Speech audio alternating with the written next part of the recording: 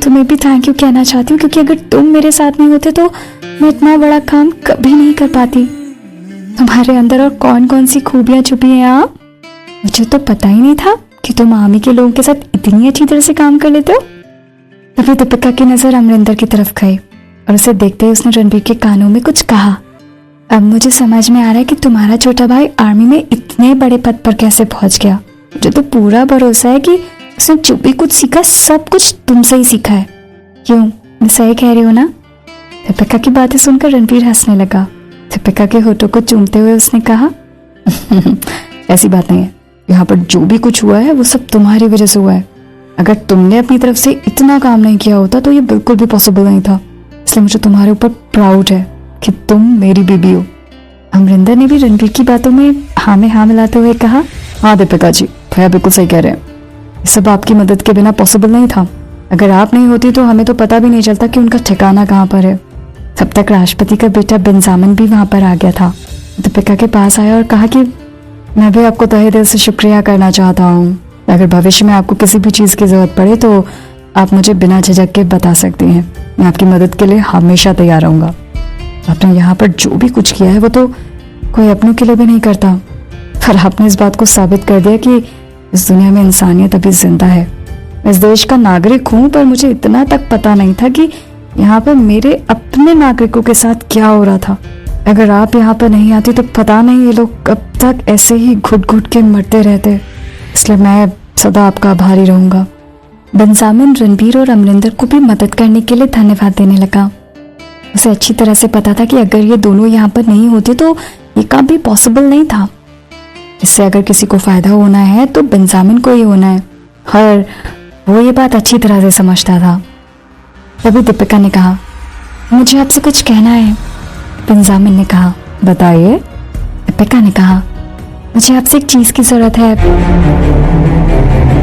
पिछले कुछ दिनों में यहाँ पर जो कुछ भी हुआ था आप उसके बारे में किसी को नहीं बताएंगे। ये बात इस शहर से बाहर नहीं जानी चाहिए। आपकी जानकारी के लिए मैं बताना चाहती हूँ कि मेरी मलिक खानदान से आपसे दुश्मनी है और मैं यहाँ पर उसी वजह से आई थी। इसलिए अगर उन्हें पता चल जाएगा कि यहाँ पर जो भी कुछ हुआ था उसमें मैं भी शामिल थी तो वो लोग ज़्यादा सतर्क हो जाएंगे और फिर हमें हमला करने का मौका नहीं मिलेगा।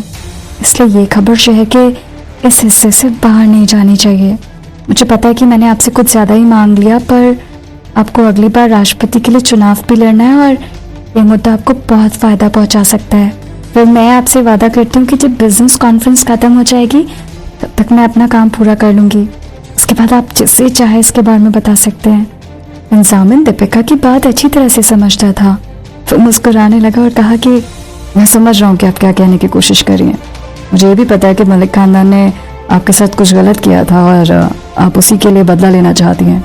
मैं आपको भरोसा दिलाना चाहता हूँ कि मैं भी उसमें आपकी मदद करने के लिए तैयार हूँ, और मैं इस बात का पूरा ध्यान रखूंगा कि ये बात अभी के लिए शहर के इस हिस्से से बाहर नहीं जाए। मैं भी जाकर उन लोगों से फिर से मिलने वाला हूँ जिन्हें अभी हम लोगों ने छुड़ाया है। इसलिए मैं उन लोगों से भी आग्रह करूंगा कि सब लोग इसके बारे में अभी कहीं भी बात नहीं करेंगे। मुझे भरोसा है कि वो लोग आप जैसे मसीहा के लिए इतना तो कर ही सकते हैं। ये सुनकर दीपिका चौंक गई और कहा, मसीहा? बेंजामिन ने कहा, हाँ, जब मैंने उन लोगों को बताया कि उन्हें छुड़ाने में कोई मेरी मदद कर रहा है और पहली बार उसी लड़की ने आप लोगों के बारे में मुझे बताया था, तब से उन लोगों ने आपको मसीहा कहना शुरू कर दिया है। सुनकर दीपिका मुस्कुराने लगी और कहा कि आप अच्छी तरह से जानते हैं कि इसमें बहुत सारे लोगों ने काम किया है और मेरी सबसे ज्यादा मदद जिस इंसान ने की है वो अभी मेरे बगल में खड़ा है।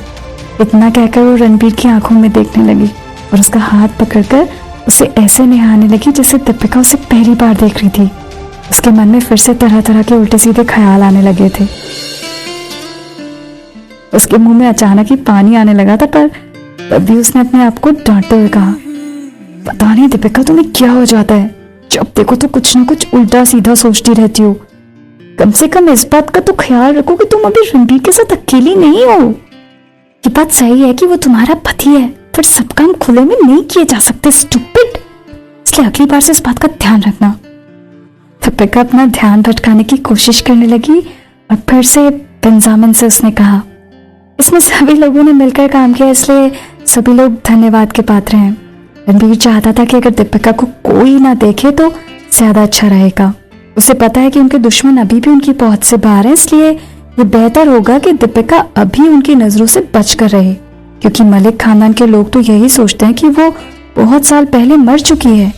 इसलिए अगर उन्हें पहले से पता चल जाएगा कि दीपिका अभी भी जिंदा है तो फिर उनके ऊपर हमला करना काफी कठिन हो जाएगा।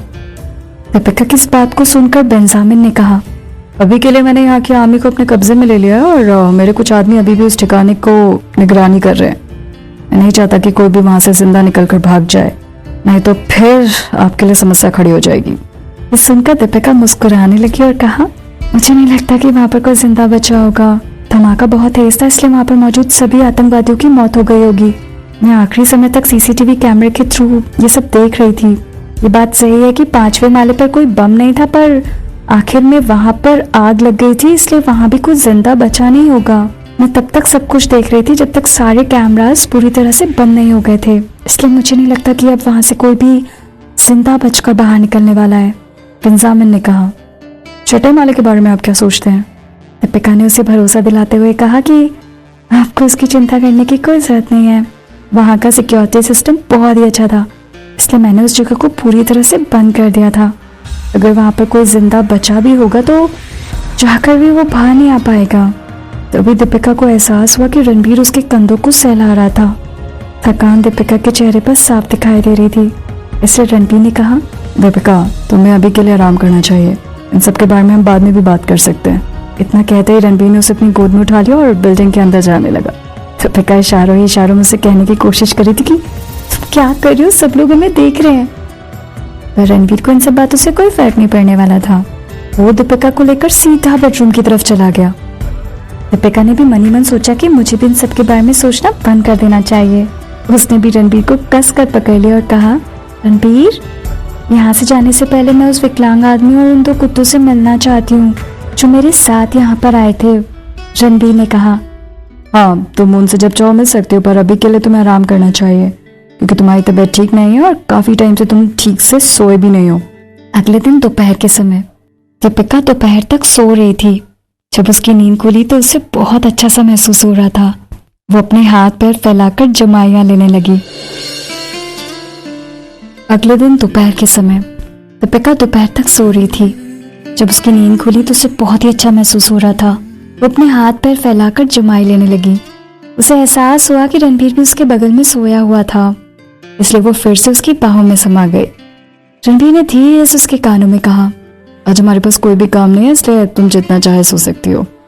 मुझे तो इस बात की खुशी है कि अच्छे से आराम नहीं मिलने के बावजूद भी तुमने इतने डेडिकेटेड होकर सारे काम किए। इतना कहकर वो दीपिका के होठों को चूमने लगा।